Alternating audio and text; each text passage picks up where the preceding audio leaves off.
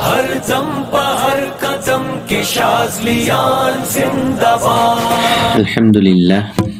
अल्हम्दुलिल्लाह वकफ़ा वसलामुन अला इबादिहिल्लज़ीना इस्तफ़ा। अम्मा बाद फ़अऊज़ु बिल्लाहि मिनश्शैतानिर रजीम। बिस्मिल्लाहिर रहीम। क़द अफ़लह मन तज़क्का। सदक़ल्लाहुल अज़ीम। अल्लाह रब्बुल इज़्ज़त के फ़ज़ल, करम और एहसान के साथ उसके नाम की बरकत से हम सारे जमा हैं। मक़सूद अल्लाह रब्बुल इज़्ज़त की रज़ा हासिल करना और अपनी ज़िंदगी शरीयत मुतहरा के अहकामात के मुताबिक गुजारना। यूँ तो इंसान की तरबियत के मुख्तलिफ़ तरीक़ाकार हैं। मुख्तलिफ़ जमातें मुख्तलिफ़ अंदाज में तरबियत करती हैं। सूफिया कराम के यहाँ जो तरबियत हज़रत इंसान की जाती है और करवाई जाती हैं, अल्लाह के मुबारक नाम के ज़रिए करवाई जाती है, ताकि इंसान इस नाम के साथ आके जुड़े, फिर इस नाम को करे, इस नाम का असर ले और उसकी बरकत से अपने वजूद को पाक और साफ करने की कोशिश करे। कहने में बड़ा आसान होता है और करने में बड़ा मुश्किल काम होता है। यूँ तो बहुत सारे दावेदार होते हैं कि हम हर तरह की नेकी कर रहे हैं, कुरान भी पढ़ रहे हैं, ज़िक्र भी कर रहे हैं, सदका खैरात भी कर रहे हैं, दीगर मामलात के ऊपर भी आके बड़े फ़ख्र से उस चीज़ को पेश करेंगे। अब उनके करने के ऊपर किसी चीज़ का इनकार नहीं है। जिसको अल्लाह जो तौफीक दे रहा होगा वही वो काम कर रहा होगा। एक होता है किसी काम का करना और एक होता है उसके साथ उस काम की हकीकत को जानना। दो चीज़ें जुदा हैं। मैं कर तो रहा हूँ लेकिन किस लिए कर रहा हूँ, ये इंसान को उस वक्त तक समझ नहीं आती जब तक इंसान किसी की सोहबत को इख्तियार न करे। सोहबत को जब इख्तियार करता है तभी जाके वो अमल को समझता है कि अमल कर किस लिए रहा हूँ। तो इस राह के ऊपर चलते हुए इंसान को अमल की समझ आती है कि आज तक जो ज़िंदगी गुजारी कैसे गुजरी, आगे कैसे गुजारनी है, आज तक जो किया ठीक था या गलत, उसी को समझना शुरू होता है। जहाँ उसकी फ़िक्र दूसरों के ऊपर होती है, जहाँ उसके अगराज़ और मकासद के अंदर दूसरे शामिल होते हैं, सारे निकल के सारे अगराज़ और मकासद उसकी ज़ात में सिमट के रह जाते हैं। वो अपनी ज़ात के ऊपर सोचना शुरू कर देता है, क्योंकि आगे इंसान अगर चला जाए, दुनिया से उठ जाए, तो अल्लाह तबारक व तआला ने कब्र के अंदर उससे ये नहीं पूछना कि तूने दूसरे के लिए क्या किया, तो उसके मामलात में किस कदर गया, तो ये बता तुझे ईमानत की शक्ल में एक वजूद बख्शा गया, दुनिया के अंदर भेजा गया, ईमान की दौलत से तुझे माला माल किया। अब उस ईमान के ऊपर तूने मेहनत किस कदर की। अब वो मेहनत इंसान की ज़ात के अंदर सभी आप जानते हैं, उलमाए कराम से सुनते हुए भी आए, कईयों ने पढ़ा भी होगा। तीन ही सवाल पूछे जाते हैं, मर रब्बुका, मन नबियुका, मन दीनुका, तेरा रब कौन है। अब इंसान की फितरत के अंदर क्या है, अरफ्तुमुल्लाह फलम तुअद्दू हक्काहु, कि अल्लाह को जानता ज़रूर है लेकिन उसका हक अदा नहीं करना। किसी भी मामले को अपनी ज़िंदगी के अंदर देखेगा, ज़ुबान से यही कहेगा, फितरतन ये चीज़ शामिल है और हक भी इसी चीज़ का है कि यार चाहे मुसीबत हो, चाहे खुशी हो, गमी हो, कि अल्लाह की तरफ से है। लेकिन कोई भी मामला इंसान की ज़िंदगी के ऊपर गुजरे जो उसकी अक्ल और समझ में आ रहा हो, अब उससे वो सीखता कितना है अपनी ज़ात के अंदर, और उस चीज़ को लेके अपनी ज़ात को अमल के मैदान से कैसे गुजारता है। तो ये चीज़ें सूफिया कराम के यहाँ जाके समझ आती हैं। ज़िक्र के साथ जुड़ने की बरकत से इसीलिए हमारी मजालिस का इनेकाद होता है, इसीलिए लोगों को अल्लाह के ज़िक्र के साथ जोड़ा जाता है कि अल्लाह के नाम के साथ जुड़े, अमल की हकीकत को पहचाने। जब इंसान अमल की हकीकत को पहचानता है तो कुरान हकीम में जो अल्लाह इरशाद फरमाता है वनहनु अक़रबु इलैहि मिन हब्लिल वरीद, कि हम तुम्हारी शारक से ज़्यादा करीब हैं। फिर अल्लाह की कसम उसको महसूस भी होता है। महसूस इस तरीके के ऊपर होता है, गुनाहों की तरफ उसके कदम उठते नहीं हैं, हाथ उसकी हराम की तरफ बढ़ते नहीं हैं, निगाह बदनिगाही का इर्तिकाब करती नहीं है, जहन के अंदर गलत ख्यालात सोचे आती नहीं हैं। इन सारी चीज़ों को अल्लाह समेटना शुरू कर देता है जब बंदा अल्लाह के नाम के साथ जुड़ता और मेहनत करता है इस नीयत के साथ कि मैं अल्लाह के लिए हो रहा हूँ।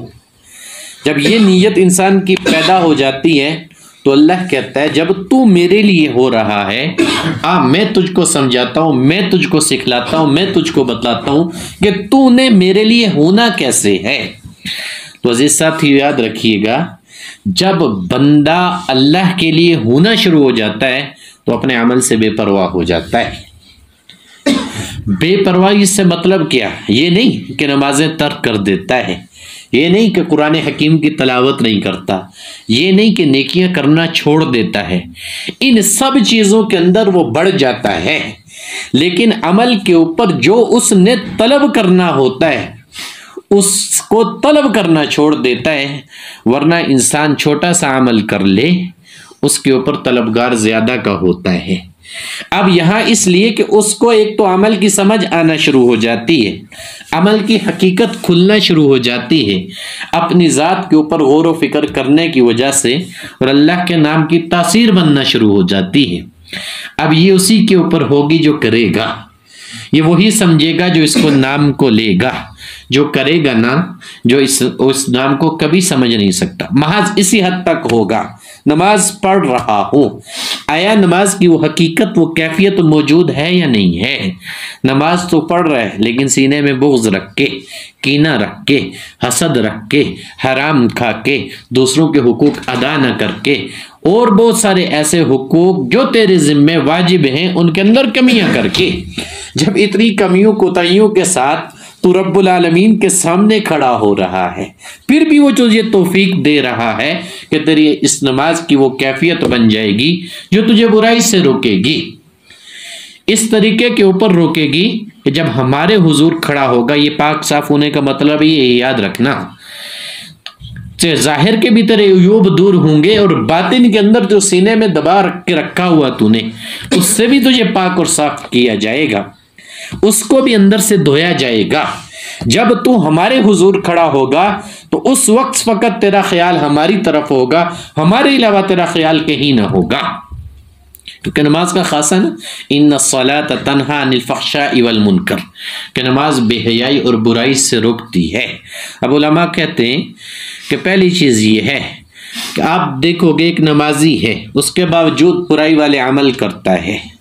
अब उसकी वजह ये होती है नमाज तो पढ़ रहा है, उसके नमाज की ये कैफियत ही नहीं है। एक वो है कि नमाज पढ़ता है, नमाज की तासीर उसका वजूद पकड़ता है, उसकी बरकत से बुराई से अल्लाह उसको बचाता है। अब उसकी नमाज के अंदर तासीर मौजूद है। और तीसरा ऐसा है जो इन दोनों से बढ़ के है, नमाज के अंदर हो तब भी उसका दिल हाजिर होगा, नमाज से बाहर हो जब अल्लाह के लिए उसने मामला करना शुरू कर दिया तब भी उसके दिल के अंदर हाजिरी की कैफियत तो होगी कि यार हर मामले के अंदर, हर मौके के ऊपर, हर मोड़ के ऊपर अल्लाह मुझे देख रहा है और अल्लाह मुझे चला रहा है और मैं चल रहा हूँ। ये जो कैफियत होती है बनते हुए बहुत सारा वक्त लगता है, ठीक है। और हुजूर का फरमान क्या कि नमाज ऐसे पढ़ो गोया तुम अल्लाह को देख रहे हो। साहबा ने कहा या रसूलल्लाह सल्लल्लाहु अलैहि वसल्लम, अगर ये गुमान नहीं बनता, फरमाया ये गुमान कर लो कि अल्लाह मुझे देख रहा है। पहला ये कहा कि तुम इस कैफियत के अंदर जब आओ, रब के हुजूर खड़े हो जाओ, तुम्हें पता चले कि मैं रब्बुल आलमीन के सामने खड़ा होने लगा हूं, तो अपनी हर चीज़ के वजूद के अंदर से उन चीज़ों को निकाल दो जो ज़ाहिरी तौर पे भी बातनी तौर पे भी तुम्हारे लिए नुकसान दे, उनसे अपने आप अपनी ज़ात को बचाना शुरू करो, उसके बाद तुम्हारी ये कैफियत बनेगी। जब ये कैफियत बनेगी तो फिर इंसान को अल्लाह महसूस होता है, वो कुर्बत महसूस होती है, याद रखना। और उसकी नमाज के अंदर वो कैफियत बनती है जिसके अंदर उसको वो लज्जत आती है। लेकिन कब? मेहनत करने के बाद। और ये वो हमारी मेहनत है जिसके ऊपर हम आपको चलवा रहे हैं, जो आपसे करवा रहे हैं। एक दिन में नहीं होती, बहुत सारा वक्त लगेगा तो इंसान बनेगा। वक्त लगे ना इंसान बनता नहीं है। कोई जाहिरी दुनिया की चीज ही देख लो, कोई भी चीज एक दिन में तैयार नहीं होती। अगर हाँ, कई ऐसे मामलात भी हैं जो एक दिन में तैयार होते हैं, लेकिन उस एक दिन के इल्म तक पहुंचने से पहले बहुत सारे उलूम के ऊपर मेहनत की गई, उन उलूम को सीखा गया, उन उसूलों को अपनाया गया, उनको इख्तियार किया गया। उसके बाद इस चीज का हुसूल हुआ कि आया ये चीज एक दिन के अंदर तैयार हो सकती है। आजकल जैसे जदीद दौर है, इमारतें जहां बहुत सारे दिन लग जाते थे आज एक दिन में भी तैयार होती हैं, लेकिन उसके पीछे उस इंजीनियरिंग का पूरा फलसफा है, वो पूरी मेहनत है। उस मेहनत करने के बाद ये निचोड़ हासिल हुआ कि एक दिन में तैयार होना मुमकिन है। लेकिन उससे पहले कि उन्होंने जो मेहनत की, अब हर आदमी इंजीनियर तो बन नहीं सकता, हर आदमी उस मटेरियल को तैयार नहीं कर सकता, हर इंसान उस बिल्डिंग को एक दिन में खड़ा नहीं कर सकता। दुनिया के लिहाज से और उखरवी लिहाज से भी बाज औकात नीयत का बड़ा असर इंसान के ऊपर हो जाता है। हो सकता है सारी जिंदगी अमल न किया हो, नीयत की दुरुस्तगी पैदा कर ली हो, सच्चे दिल से तौबा कर ली हो, एक ही दफा अल्लाह के हुजूर चला जाए और वहां उस इखलास के साथ अल्लाह से माफी मांग ले कि आज के बाद जो करूंगा तेरे लिए करूंगा, अल्लाह वहीं से कबूल कर लेता है। ये करने वाले के ऊपर होता है कि उसके अंदर इखलास कितना है, उसकी नीयत के अंदर दुरुस्तगी कितनी है। अब हमारे यहाँ चूँकि हर सिलसिले के मकासद होते हैं, अब दो तरह के मकासद हैं। एक ज़ाहिरी तौर पे सबसे बड़ा मकसद हमारे यहाँ खिदमत का है, जिसमें रोज़मर्रा हम अवामुन्नास के काम आ रहे होते हैं, जहाँ हम शयातीन से लड़ रहे होते हैं, जहाँ हम जादूगरों से लड़ रहे होते हैं, जहाँ अवामुन्नास को बचा रहे होते हैं उन तकलीफ़ों से, अमराज से, अल्लाह के अमर के साथ। ये याद रखना, ये जितने भी मामलात हो रहे होते हैं या हम कर रहे होते हैं उसमें अमर रब्बी शामिल होता है। अगर अमर रब्बी शामिल न हो तो किसी को शिफा न मिले, अमर रब्बी शामिल न हो किसी का काम न बन सके, अमर रब्बी शामिल न हो तो किसी को खुलासी न मिल सके, क्योंकि ये कुदरत ताकत सारी अल्लाह की ज़ात की है। लेकिन उसके साथ, उसकी ज़ात के साथ जो भी जुड़ने वाला होता है इखलास के साथ, नीयत की दुरुस्तगी के साथ, तो अल्लाह रब्बुल इज़्ज़त उसी को अवामुन्नास की खिदमत के लिए मैदान में खड़ा कर देता है। इसीलिए हमारे सिलसिले के अंदर सबसे बड़ा काम जो है खिदमत का है, इसीलिए हम इजाज़तें भी दे देते हैं। लेकिन बाज़ औक़ात होता क्या है, पहले नाबीना होते हैं, जब बीनाई आ जाती है तो उसके बाद देखना भी छोड़ देते हैं। ठीक है, बिनाई के बाद नाबीना हो जाते हैं। अब ये कसूर इंसान का अपना होता है, क्योंकि नफ्स का गुबार तो होता है। कहीं ना कहीं इंसान को अगर दलदल से निकाल दिया जाए, उसकी गंदगी को साफ करवाने में मुआवनत की जाए, उसको सीधी राह के ऊपर चलाने की कोशिश की जाए, बंदा चलना शुरू हो जाए, अमल की दुरुस्तगी पैदा हो जाए, उसके बावजूद नफ्स इंसान को छोड़ता नहीं है, कहीं ना कहीं उसका गुबार गालिब आ जाता है। और बाज़ औक़ात साथी अक्सर मुझसे कहते हैं, उस्ताद जी फ़लाँ को क्या हुआ, फ़लाँ को क्या हुआ, तो मैं जवाब देता हूँ किसी न किसी के ऊपर नफ्स का, ये शैतान का गलबा चलता रहता है। वो उस वक्त को भूल जाता है कि यार मैं तो कुछ ना था, आज जो समझ आ रही है अल्लाह के नाम के ज़रिए आ रही है। आज जो समझ आ रही है, इतना जो मैंने इस नाम का तकरार किया, जो इतनी चिल्ला कशी की, दिन रात एक किया, उसके बाद मुझे ये बिनाई अता हुई है। लेकिन वो जब अता हो जाती है फिर क्या होता है, बाज़ औक़ात इंसान नुकसान उस सूरत में उठाता है जब इस मामले में अपनी ज़ात से फैसले करना शुरू कर देता है, या चीज़ों को अपने अंदर दबा लेता है, या चीज़ों को छुपा लेता है, उनका इजहार नहीं करता। तो अजीज साथियों, ये वो रास्ता है जहां किसी चीज़ को छुपाया नहीं जाता, इजहार ना भी किया जाए तो अल्लाह उसको जाहिर करवा देता है। बातिन के ऊपर जो मेहनत हो रही है ना, सारे बातिन के अंदर इसरार होते हैं। तो इसरार अगर अल्लाह आपके ऊपर खोल रहा है तो जो आपसे करवा रहा है उसके ऊपर भी खुलता होगा। अगर आपको किसी चीज का इल्म इस अल्लाह अल्लाह करने के ऊपर हो रहा है, तो जो आपको करवा रहा है उसके इल्म के अंदर भी अल्लाह इजाफा कर रहा होता है। इससे बढ़ के जुमला कहता हूँ अपने हजरत जी वाला, वो कहते हैं वो उस्ताद ही नहीं जो अपने शागिर्द को ना जानता हो, वो शेख ही नहीं जिसको अपने मुरीद का पता ना हो। ये सारी चीज़ें इल्म में होती हैं, बस इंसान खामोशी इख्तियार करता है, देखता है किस हद तक जाता है, क्योंकि हर एक चीज़ तरबियत का हिस्सा होती है। मैं इसलिए आप हजरात को बता रहा हूँ कि जो ही आप बड़े दर्जे के ऊपर जाओगे, गुनाह शैतान आपसे न करवाएगा, बदगुमानियाँ आपके दिल के अंदर डालेगा, बदगुमानी के जरिए आपको वहां से पीछे करेगा, किसी न किसी ऐसी चीज के अंदर फंसाएगा, कहीं ना कहीं ऐसे अल्फाज आपके कानों के जरिए आपके दिल के अंदर दाखिल करवाएगा जिससे आप निकल ना सकोगे। इससे बढ़ के हमारे हजरत कहते हैं कि जब आपको ये वसवास पैदा होना शुरू हो जाए, ऐसी बदगुमानियां आना शुरू हो जाएं, तो उस वक्त आपको चाहिए ये कि आप अपने उस्ताद की ज्यादा कुर्बत इख्तियार कर लो, उससे दूर ना हो, करीब हो जाओ। क्यों? अगर आप वही बात जो पिछले हफ्ते मैंने आपको कही थी, अगर आपकी जात का तसर्रुफ उस वक्त आपके ऊपर नहीं चल सकता, इसका मतलब है आपको बड़ी चीज की जरूरत है।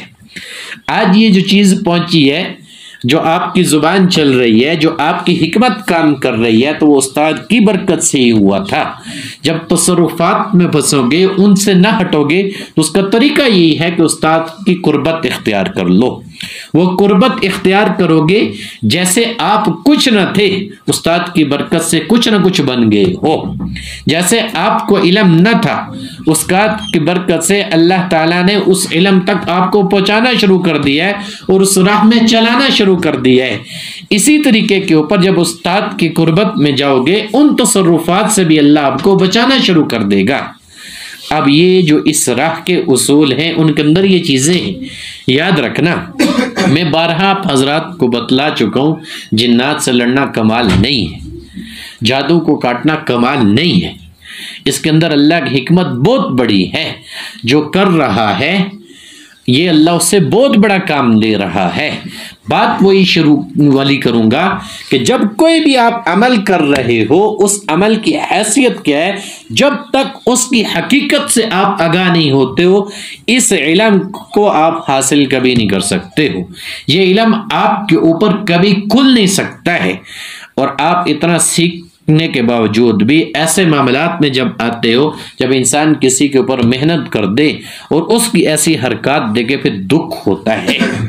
दुनिया के लिहाज से अगर कोई मेहनत कर रहा हो और उस मेहनत के अंदर उसका नुकसान हो जाए, तो आपने देखा होगा कि वो पीटना शुरू होता है कि यार मैंने दिन रात एक करके इतना पैसा कमाया था, माल और दौलत को इकट्ठा किया था, मेरा पैसा ज़ाया हो गया, मेरा माल सारा ज़ाया हो गया। सारी जिंदगी उसको अपनी मेहनत का अफसोस होता है। दुनिया को वो कहानियां सुनाना शुरू कर देता है। आज भी हमारे पास खानका में आने वाले आते हैं कि अल्लाह ने हमें इतना माल और दौलत दिया हुआ था, इतने इतने हमारे मामलात थे, सारे खत्म हो गए, हमें पता न चला, आज तक हमें उसके ऊपर अफसोस है। ये उस चीज की बात कर रहा हूं जो जाती मुशाहिदा है दुनिया के हवाले से, और उसके मुतालिक जो हमें पता है, वमल हयातुद दुनिया इल्ला मताउल गुरूर, धोखा देने वाली चीज है। हमें पता है उसके धोखे के अंदर हम सब फंसते हैं, लेकिन क्या करें, अगर इसके माल के ऊपर, इसके मामलात के ऊपर जात के अंदर कोई कमी वाक़ई हो गई, तो हमें उसका दुख सारी जिंदगी रहता है उस माल की वजह से।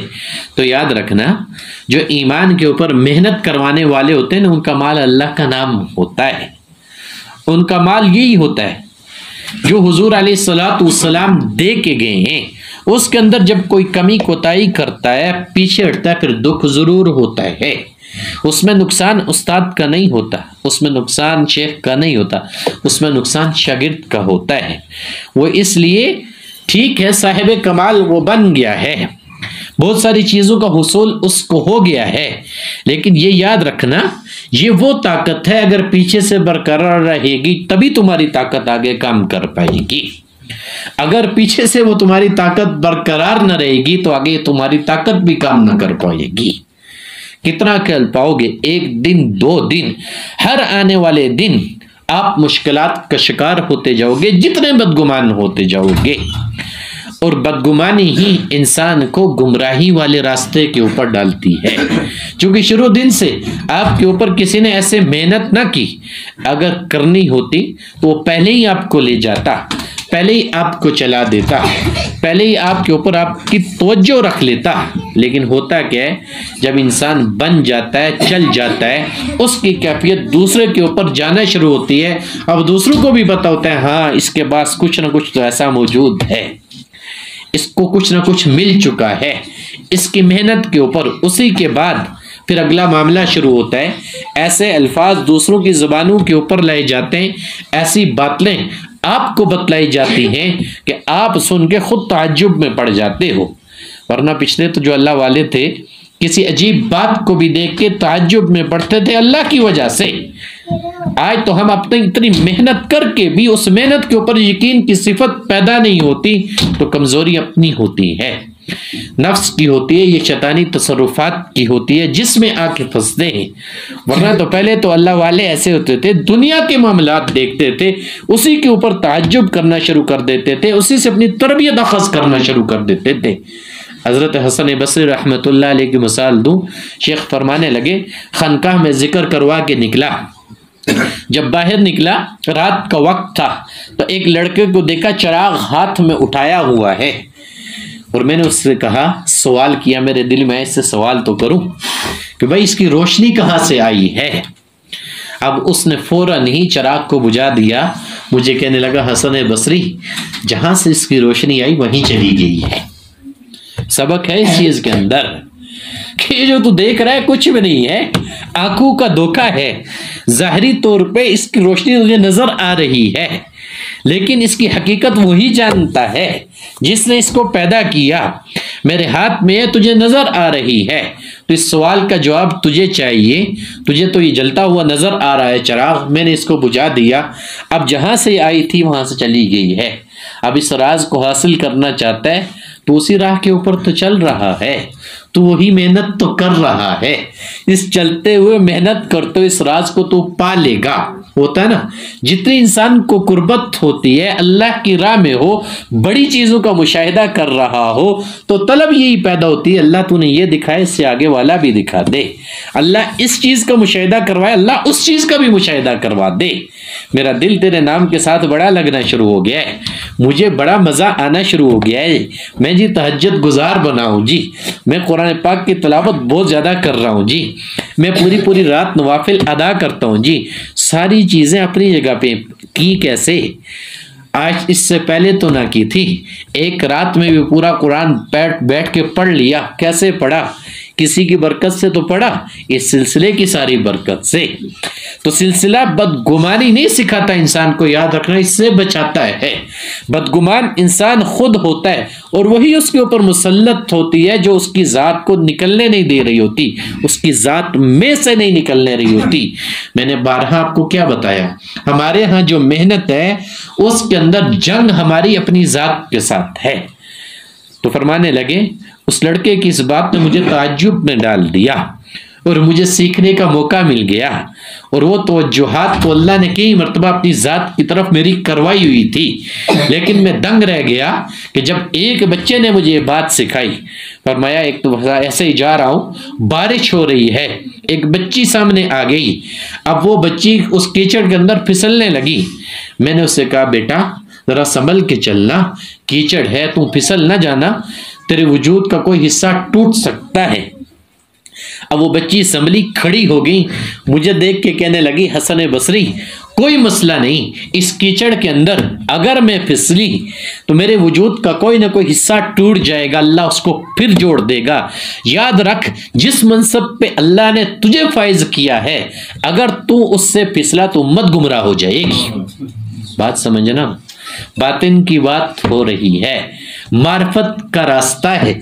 इंसान अल्लाह रसूल का कुर्ब हासिल करना चाह रहा है, अल्लाह का नाम ले रहा है, यकीन के अंदर अगर कमी वाक़ई होगी, अपनी चीज को कमतर समझेगा, बदगुमानियों के अंदर मुब्तला होगा, तो नुकसान ही नुकसान उठाएगा।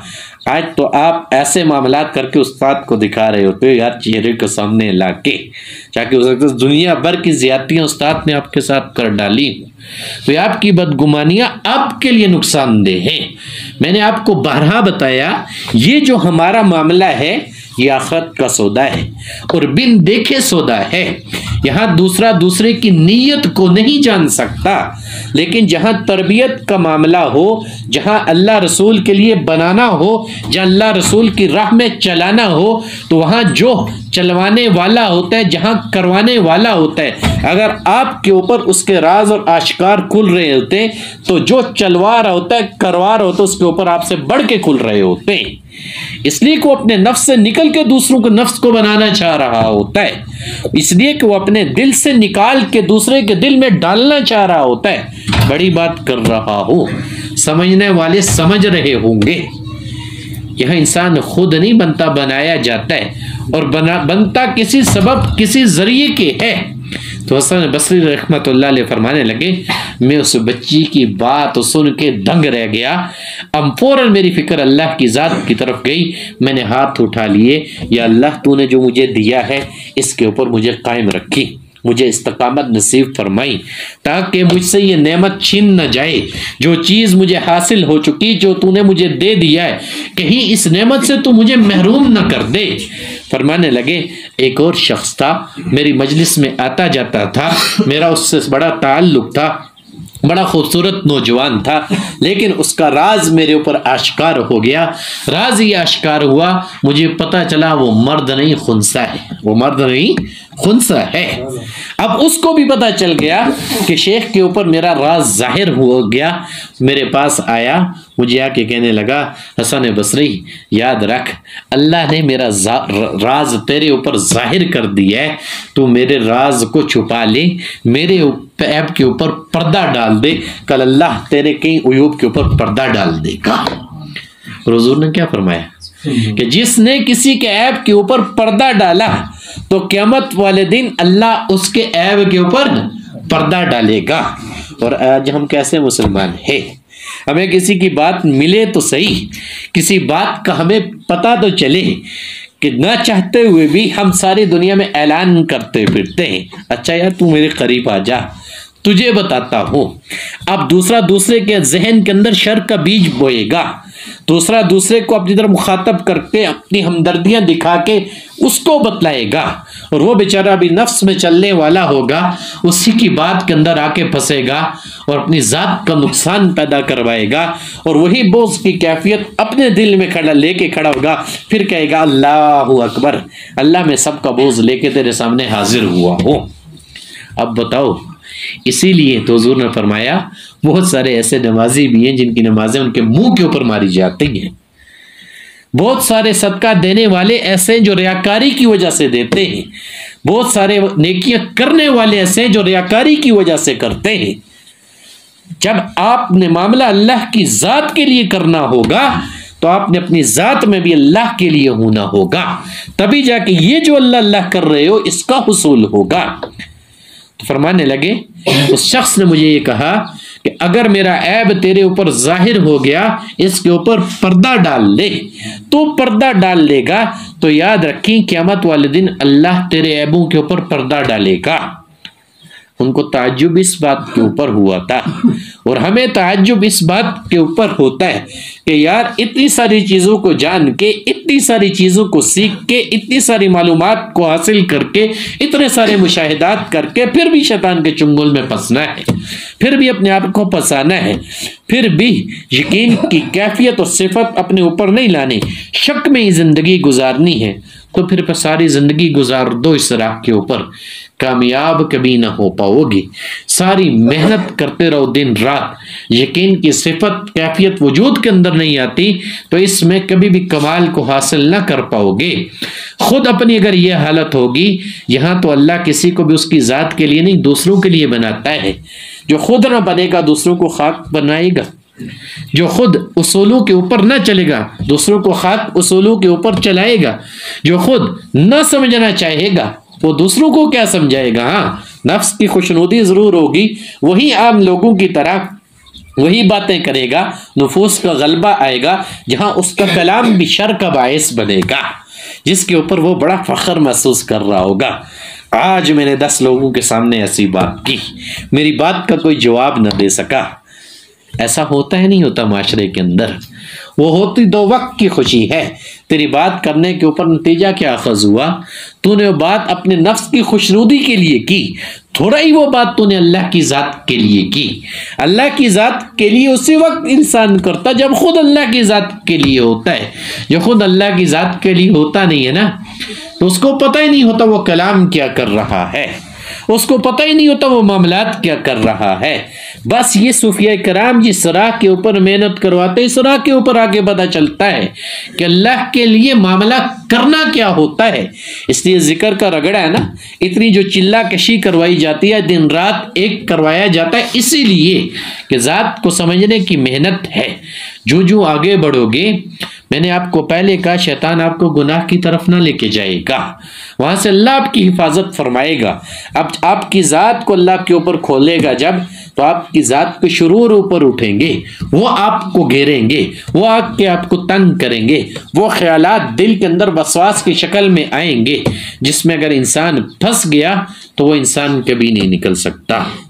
और जो इंसान उनको समझना शुरू हो गया कि जब कोई चीज, कोई ऐसी कैफियत मेरी ज़ात के ऊपर पैदा होना शुरू हो गई तो मैंने अपनी ज़ात को इससे निकालना कैसे है, फिक्रमंद हो गया, तो ये तो वो रास्ता है जो हर मामला बंद अल्लाह की ज़ात की तरफ लौटा के चलता है। तो अल्लाह की ज़ात फिर समझाती भी उस मामले के अंदर, उस शर को भी उसकी ज़ात के ऊपर खोला जाता है कि इस शर से तूने खुद बचना कैसे और बचाना कैसे है, इस शर के मुतालिक तूने आगाह कैसे होना है और आगाह करना कैसे है। ये इस राह का कमाल है। ये वो इल्म बातिन होता है, मार्फत का इल्म बंदे की ज़ात के ऊपर जब खुलता है।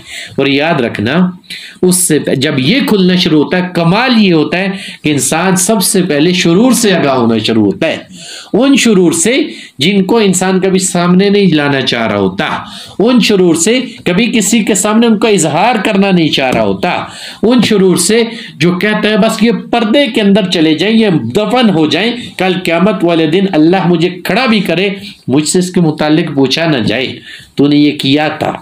क्योंकि बंदा तो चाहता ही है कि मूमन बन के दुनिया से चला जाऊंगा, और बेशक दुनिया की जिंदगी उसने ऐसे गुजारी हो कि हर तरफ उसकी ज़ात की वजह से शर बरपा हुआ हो, उसकी ज़ात की वजह से दूसरों की दिल आज़ारी हुई हो, उसकी वजह से दूसरों का नुकसान हुआ हो, उसकी वजह से एक इंसान की अगर उसने तरबियत गलत की हो तो उसका माशरे में असर हुआ हो, तो ये बिगाड़ इंसान के अंदर पैदा होता है।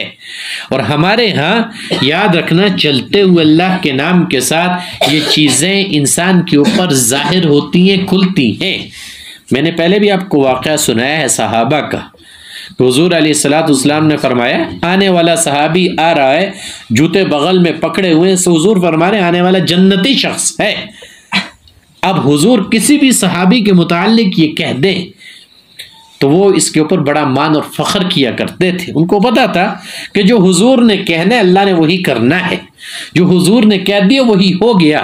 उनके यकीन की ये सिफत होती थी। जब आने वाला आया, देखा इसके मुतालिक हुजूर ने गवाही दी कि ये जन्नती है। अब एक सहाबी को ताज्जुब हुआ कि यार हम भी तो हुजूर से सीख के कर रहे हैं, जो हमें हुजूर सिखला रहे हैं वही हम कर रहे हैं, जो बतला रहे हैं उसी के ऊपर अमल पैरा है। कौन सी ऐसी चीज़ है जो इसको जुदा कर रही है? कौन सी ऐसी सिफ्त है जिसकी वजह से हुजूर अलैहिस्सलाम की बिशारत का मुस्तहिक बना? अब वो सहाबी गए कि यार मुझे मेहमान बना ले, मैं तेरी हम मेहमान बनना चाहता हूँ, क्या तू मेरा मेज़बान बनने के लिए तैयार है? दुनिया के लिए नहीं, आज तो मैं इसके पास मेहमान बन के गया था, वो भी मेरे पास मेहमान बन के आया है। मैं इसके पास 3 दिन ठहरा था, मैं 6 दिन ठहरूंगा। अब यहाँ ज़ात का मसला नहीं है, यहाँ ईमान का मसला है। हर तरीक़े कार के ऊपर उन्होंने ईमान के ऊपर मेहनत की। अब वो उन्होंने कहा बिल्कुल मैं आपका मेज़बान बनने के लिए तैयार हूँ, आप मेरे मेहमान बन जाइए। अब वो सहाबी 3 दिन गुजार रहे हैं। 3 दिन गुजारते हुए अमलों को देख रहे हैं कि कोई ना कोई अमल ऐसा होगा जिसकी वजह से इतनी बड़ी बिशारत दी गई। अब जब देख रहे हैं, अब ये सहाबी जो मेज़बान थे नमाज बहुत लंबी, उनकी नमाज मुख्तसर। ये सहाबी कुरान पाक की तलावत बहुत करने वाले, वो तलावत कम करने वाले। ये सहाबी उठ के तहज्जुद की बहुत ज़्यादा रकतें पढ़ने वाले, वो सहाबी तहज्जुद की रकतें कम पढ़ने वाले, वो सहाबी बस फराइज सुनन अदा करने वाले। अब इनकी नमाजों के अंदर नेकियों के अंदर ज़ाहिरी तौर पे इजाफा, जो मेज़बान बन के जा रहा है, जो मेहमान बन के जा रहा है, और जिसके यहाँ जो मेज़बान है उसकी हर चीज़ इससे कम है। 3 दिन गुजारे और अमल की समझ न आई कि यार 3 दिन गुजार चुका हूं, अब हुजूर की बिशारत है। किस बिशारत किस अमल के ऊपर दी गई है वजह नहीं बता, समझ से बालातर है, रहा ना गया और कहा भाई तुझे पता है मैं किस लिए तेरा मेहमान बना हूं? उसने कहा भाई तेरी नीयत तू ही जानता है, तू ही बेहतर बता सकता है किस लिए तू मेरा मेहमान बना है। कहा यार उस दिन जो हुजूर अलैहिस्सलातु वस्सलाम ने तुझे बिशारत दी ना, ये बात मेरे दिल के अंदर घर कर गई, ये बात मेरे दिल को बड़ी लगी और मैं इस बात के ऊपर बड़ा हैरान हुआ कि तू हमारा साथी है, हम जैसा ही है, दिन भर साथ होते हैं, मामलात होते हैं, कौन सी ऐसी कमाल वाली सिफत तेरे अंदर मौजूद है जिसकी वजह से रसूलुल्लाह सल्लल्लाहु अलैहि वसल्लम तुझे जन्नती होने की बिशारत दी? उसने कहा भाई तूने देख लिया, मुझे तो नहीं पता कि मेरे अंदर कोई ऐसी सिफत मौजूद है। तेरी नमाज भी मुझसे ज्यादा, तेरी कुरान की तलावत भी मुझसे ज्यादा, तेरे नवाफिल भी मुझसे ज्यादा, दीगर मामलात में भी तो मुझसे आगे है, ये अल्लाह रसूल बेहतर जानते हैं। कहा ठीक है, ये सारे अमल तेरे मैंने देख लिए, कोई ऐसी बात बता, कोई ऐसा मामला मुझे बता तो जो रोज करता हो। उसने कहा हाँ मुझे ज़्यादा तो नहीं पता, एक चीज़ मैं ज़रूर करता हूँ, जब रात का वक्त आता है तो मैं अल्लाह के सामने अपने आप को पेश करता हूँ और ये दुआ करता हूँ कि अल्लाह अगर किसी ने मेरे साथ ज़्यादती की है मैं उसको माफ़ करता हूँ तेरी रज़ा के लिए। अगर मैंने किसी के साथ ज़्यादती की है तो मुझे माफ़ कर दे अपनी रज़ा के लिए। अब यहाँ रज़ा मकसूद थी ना। जब अमल इंसान कोई भी अल्लाह के लिए करे और उसको रज़ा मतलूब अल्लाह की हो तो अल्लाह उसकी मदद करता है, अल्लाह हर मामले में शामिल हाल हो जाता है, अल्लाह की मदद और नुसरत आती हुई दिखाई देती है। फिर हुजूर अलैहिस्सलातु वस्सलाम की मुबारक ज़ुबान के ज़रिए भी बिशारत दिलवाई जाती है। इसीलिए कुरान हकीम उनके ईमान का तज़किरा कर रहा है, उनकी सिफात को बयान कर रहा है। अब यही चीज़ें थी कि उनके सीनों के अंदर बुग़्ज़ न था, उनके सीनों के अंदर हसद न था, वो एक दूसरे के खैर खा थे।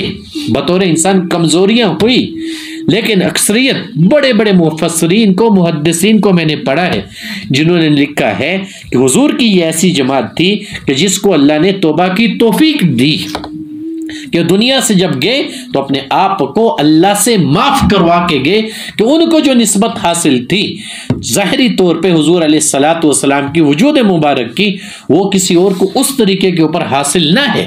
गोया कि बातनी निस्बत इसके अंदर मौजूद है, फैज़ वहीं से चला आ रहा है, वही इंसान के ऊपर असर अंदाज होता है, उसी की बरकत से इंसान के अमाल के अंदर दुरुस्तगी पैदा होती है, उसी की बरकत से इंसान की नीयत के अंदर दुरुस्तगी पैदा होती है, उसी की बरकत से इंसान अपने अमाल को अल्लाह के लिए करने की कोशिश करता है। फ्यूज और बरकत सारे वही हैं, लेकिन मेहनत ऐसी करेगा जो अल्लाह वाला होगा और जिसने अपना मामला अल्लाह के लिए करना होगा, रत्ती भर भी बोझ उसके सीने के अंदर न चलेगा। और ये तो बड़े उनकी बात है, यहाँ तो हम जिनसे सीख रहे होते हैं, जिनसे कर रहे होते हैं, उन्हीं को सिखाने के ऊपर आ जाते हैं, उन्हीं को करवाने के ऊपर आ जाते हैं। यहाँ अगर आप सीख के नहीं चलोगे नुकसान उठाओगे। अगर ये चीज़ भी आपके अंदर आ गई कि हमने बहुत सीख लिया, बहुत ज़्यादा चीज़ें आ गई, जो पीछे से आ रहा होता है उस तक आप कभी ना पहुँच पाओगे और आप अपनी ज़ात के अंदर अपनी ज़ात का नुकसान करवा बैठोगे। और याद रखना ये जो हमारा रास्ता है इसके अंदर इंसान के अंदर जो सिफ्त कमाल वाली पैदा होती है वो आजिज़ी के वस्फ पैदा होता है। और आजिज़ जो इंसान होता है और जिसको इस सिफत का हुसूल होता है वो कभी भी अपने अमल से यूँ जाहिर नहीं करवाता कि मैं मुतकब्बिर बन गया हूँ।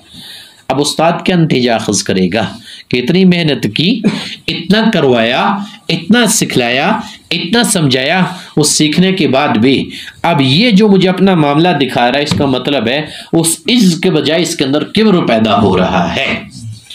जब अपने मामले को खोलेगा नहीं, अपने मामले को बयान नहीं करेगा, अपने मामले को बतलाएगा नहीं, तो अगर तेरी जात का शर उस्ताद के ऊपर भी शर की शक्ल में जाना शुरू हो गया तो बाज़ औक़ात मैंने आपको बताया ना, शुरूर का गलबा बड़ी हद तक बढ़ा हुआ होता है।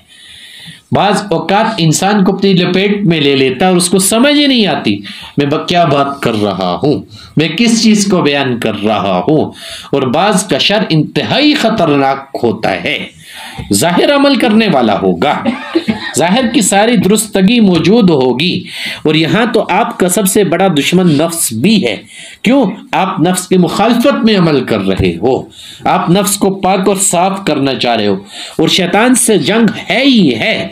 कभी उसको मार के भी भगा रहे होते हो, कभी मामलात के आड़े आ रहा था, उन मामलात को पूरा करके उसको शिकस्त दे रहे होते हो।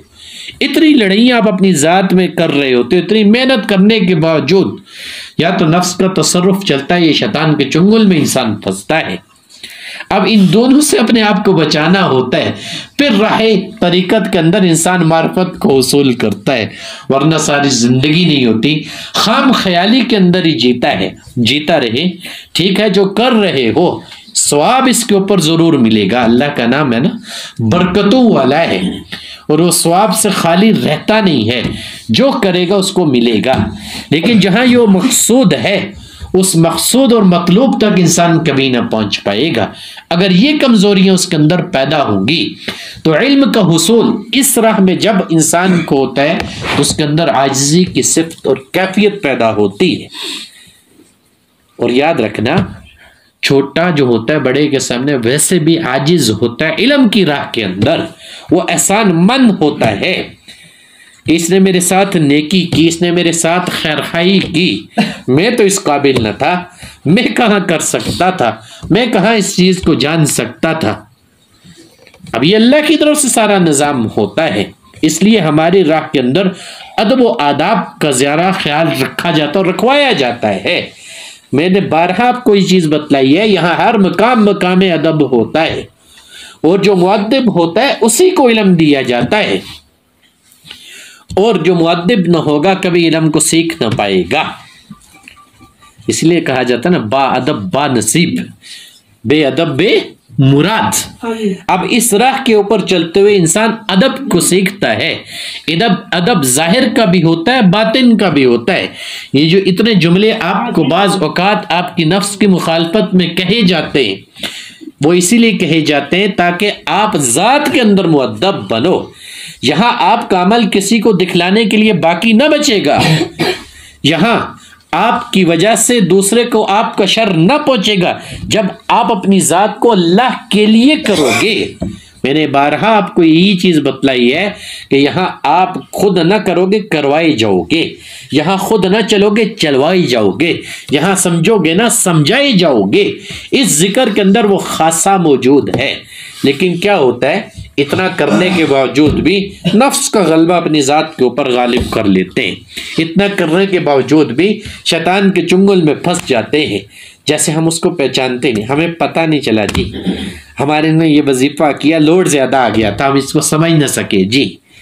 अभी आप बच्चे हो, सिर्फ 3 दिन 40 दिन का सिर्फ आपने चिल्ला किया है ना, पूरे कुरान आपने ख़त्म नहीं किए, दीगर मामलात आपको बैठ के साथ नहीं करवाए, इतनी चीज़ें जो करवा चुके, इतनी चीज़ों को आप खुद भी समझ चुके हो, उसके बावजूद अगर ये चीज़ें अपनी ज़ात के अंदर लेके आते हो ना, तो ये आपकी आजिज़ी की शक्ल में आपके किब्र की वजाहत कर रहे हैं। मैंने आपको 12 इसकी मिसाल पहले भी बतला चुका हूँ। और ये सबसे ख़तरनाक चीज़ होती है इंसान के अंदर कि जब आजिज़ी की शक्ल के अंदर अपने किब्र का वो इजहार कर रहा हो, और वही उसके लिए नुकसानदेह होता है। और वो फिर नुकसान हम सुनते हुए देखते भी हैं। फिर माँ बाप हम कहते हैं, हजरत जी आपके पास आते नमाज नहीं पढ़ते। अब नमाज तुम्हें पता पढ़ना फ़र्ज है, कौन सा उस्ताद ऐसा है जो ये अपने शागिर्द को कहता हो कि तू नमाज ना पढ़।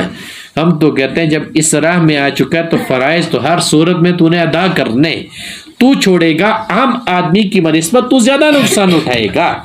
इसलिए कि उस नमाज के अंदर भी अल्लाह की तारीफात को बयान किया जाता है, उस नमाज के अंदर भी अल्लाह से मांगा जाता है, उस नमाज की कैफियत को पक्का करने के लिए नमाज को अदा किया जाता है। तो नमाज के अलावा नवाफिल के जरिए उस तरबियत का हुसूल कर रहा है, जहां अपनी ज़ात के हर अमल को अल्लाह की ज़ात के लिए करने की कोशिश कर रहा है। तेरे आड़े तो शैतान आदमी की नस्बत ज़्यादा आएगा, तुझे तो इस अंदाज में धोखे में डालेगा, तेरी ही चीज़ में तुझे फंसाएगा। और ये जो फंसता है ना वही समझता है, जो फंसता नहीं है वो समझता नहीं है। और यहाँ हर कैफियत है जिसमें बंदे को डाला जाता है, गुजारा जाता है। और अल्लाह के वलियों याद रखना ये मोहब्बत का रास्ता है, और मोहब्बत का रास्ता जो है बग़ैर तकलीफ़ों के आजमाइशों से इंसान गुजार ले, ऐसा नहीं होता। ज़ाहरी महबूब का हुसूल करना हो तो उसकी मिसाल आम आप दिन भर देखते रहते हो, हमारे पास भी आते हैं यार हज़रत जी 1 लाख रुपया ले दो, ऐसा तावीज़ दे दो महबूब कदमों में आ जाए। आपके साथ भी होता है ना, कईयों के साथ होता होगा। अब अगर अल्लाह की तरफ से जोड़ा बना हुआ होगा उसको तो कोई रोक नहीं सकता, अल्लाह की तरफ से जोड़ा ना बना हुआ तो मौलवी साहब दिन रात फूके मारते रहे, करते रहे, ये तावीज़ ले ले यार, इसको पढ़ ले, लटका ले, जला ले, कुछ भी कर ले, ना तेरा कुछ बनना है ना तेरे महबूब का कुछ बनना है। अब ज़ाहरी तौर पे एक मिसाल दे रहा हूँ मजाज की, कि इंसान के ऊपर जब मोहब्बत का गलबा गालिब आता है तो अपनी हर चीज़ को कुर्बान करने के लिए तैयार हो जाता है।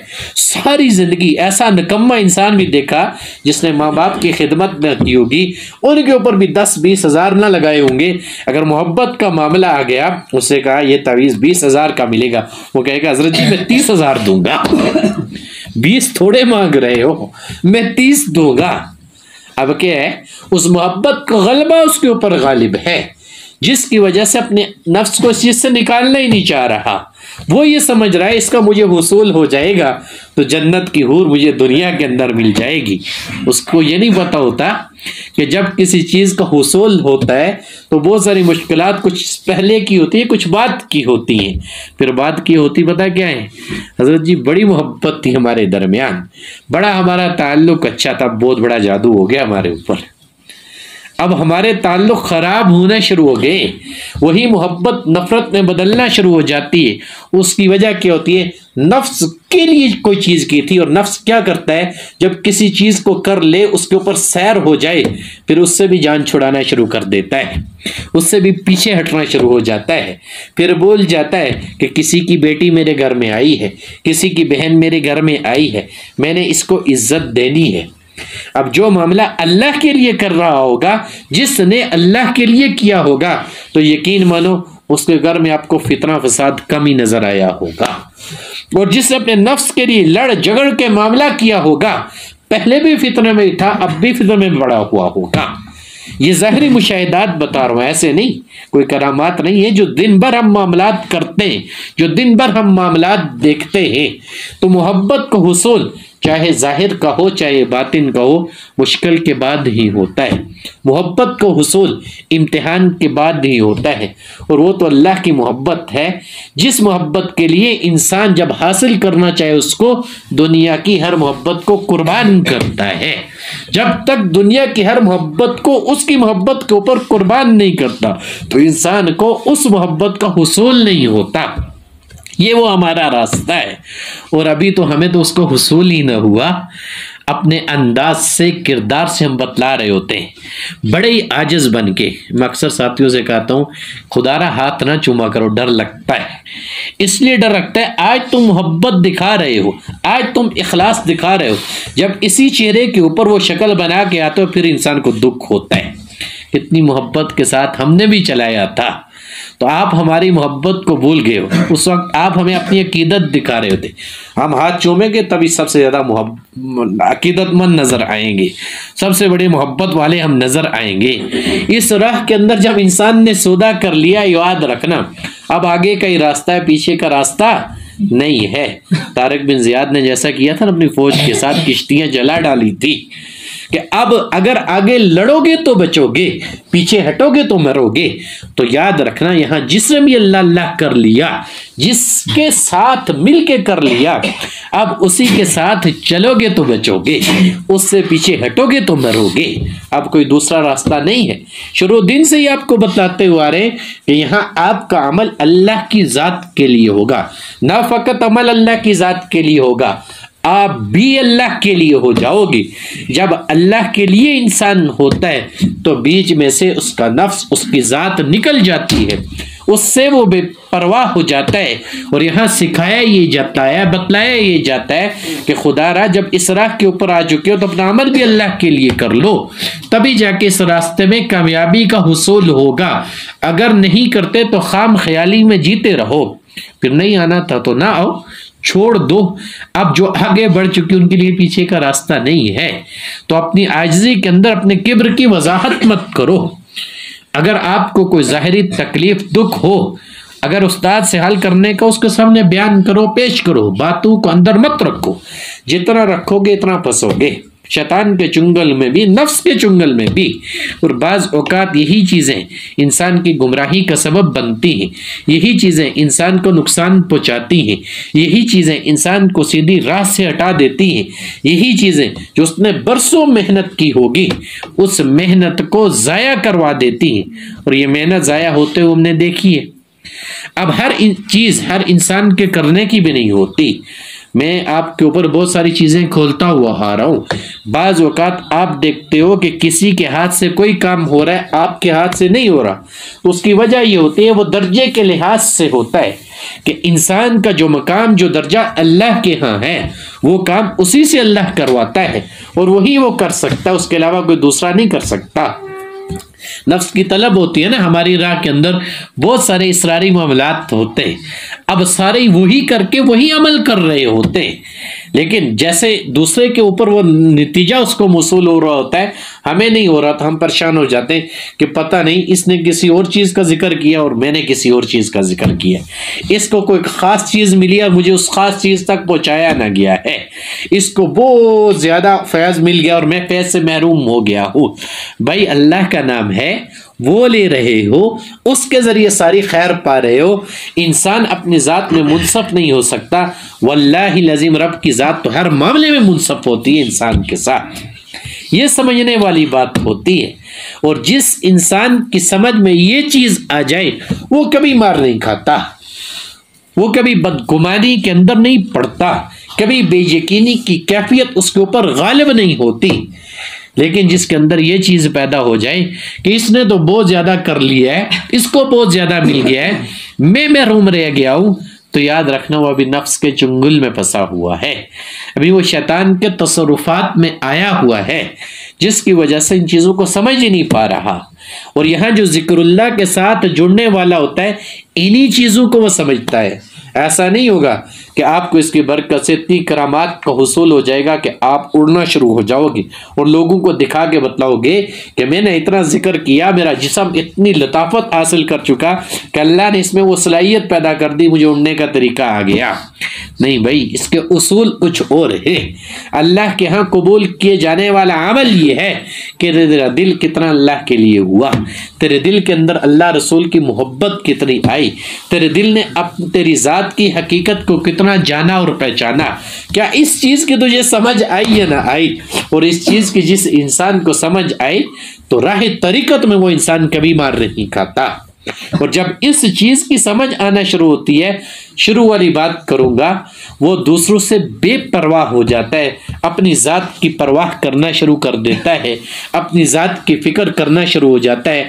और यही इंसान होने का इल्म है, यही इंसान होने के राज और इसरार होते हैं, जो इस राह में मेहनत करते हुए अल्लाह की ज़ात उस सालिक के ऊपर खोलता है, जिसमें से सालिक उनको समझ के अपनी इस्लाह करना शुरू कर देता है। और उसको समझ आती है कि ये मेरी ज़ात की कमज़ोरी है, जिसका दूर करना ज़रूरी है अगर मैंने अमल अल्लाह के लिए करना है। ये मेरी ज़ात की कमज़ोरी दूर करना ज़रूरी है अगर मैंने उस अमल के ऊपर अल्लाह से तलब करना है। तो अल्लाह के वलियों, ये जो अल्लाह अल्लाह कर रहे हैं, वही आखिरी बात करूँगा। इस अल्लाह अल्लाह करने के ऊपर हम इस अमल के ज़रिए अल्लाह को तलब कर रहे होते हैं। इस अल्लाह अल्लाह करने के ऊपर किसको तलब कर रहे होते? अल्लाह को तलब कर रहे होते। तो अल्लाह के सामने सिवाय उसकी जात ही की हकीकत है, उसकी जात के मुकाबले में पूरी कायनात के अंदर किसी शय की कोई हकीकत नहीं है। और जिसको वो मिल गया उसको सब कुछ मिल गया, और जिसको वो न मिल सका उसको जहां पर भी मिल जाए तो वो उसके लिए कुछ भी नहीं है, महज धोखे के, महज फरेब के वो अपनी जात को धोखा दे रहा है और उसी जिंदगी के अंदर वो जी रहा है। तो अल्लाह के हुजूर दुआ यही है कि अल्लाह हम सबके सीनों को इस चीज के ऊपर खोले, इन चीजों की हमें समझ अता फरमाए, और जो हमारी कमजोरी अल्लाह उनको दूर फरमाए। अल्लाह इसके बरकत से हम सबके सगीरा कबीरा गुनाहों को माफ फरमाए, पढ़ने पढ़ाने का सवाब तमाम अंबियाए कराम को पहुँचाए, बिलखुसूस नबी अलैहिस्सलातु वस्सलाम को पहुँचाए, तमाम सहाबाए कराम साहबियात हजरात अहले बैत को पहुँचाए, तमाम ताबीन तबा ताबीन सल्फ सालिहीन बुजुर्गान दीन इस्लाम को पहुँचाए, बिलखुसूस सिलसिला नक्शबंदिया शाज़िलिया के बुजुर्गों को पहुँचाए, हजरत शेख के इल्म में, अमल में, उम्र में बरकत अता फरमाए। इस सिलसिले का फैज़ हजरत शेख का फैज़ अल्लाह 400 आलम फैलाए। जितने भी खानका इस सिलसिले की पूरी दुनिया के अंदर चल रही है अल्लाह सबको अपने दरबार में कबूल और मंजूर फरमाए। जो साथी मेहनत कर रहे हैं अल्लाह उनकी मेहनतों को अपने दरबार में कबूल और मंजूर फरमाए। इस सिलसिले के तमाम सालिकीन को अल्लाह मंजिल मकसूद तक पहुँचाए। अल्लाह इस सिलसिले के सालिकीन के लिए हर मामले के ऊपर खैर वाला मामला फरमाए। अल्लाह इस सिलसिले की समझ उनको अता फरमाए।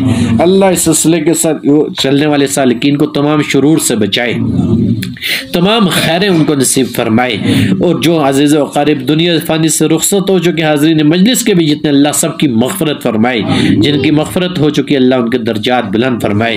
जो मुसलमान परेशान हाल है अल्लाह उनकी परेशानी को दूर फरमाए।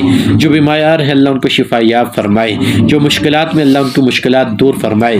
बिलखुसूस अल्लाह मुल्क पाकिस्तान की हिफाजत फरमाए, अंदरूनी और बरूनी शुरूर से इसकी हिफाजत फरमाए। अल्लाह हम सबको एक और नेक होने की तौफीक अता फरमाए।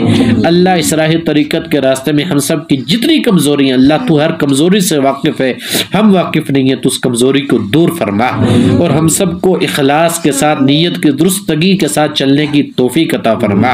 और बिलखुसूस हमारी खनकों में जो इलाज मालजे की गर्ज से आते हैं अल्लाह सबको शिफायाब फरमा। परेशान हालों की परेशानी को दूर फरमा। बेरोजगारों को हक हलाल का रोजगार अता फरमा। अल्लाह हम सबको कलमे की तौफीक अता फरमा और बिलखुसूस मौत के वक्त खात्मा बिल खैर फरमा। अल्लाह हम सबको अमल की तौफीक अता फरमा। पतंगान जिंदाबाद।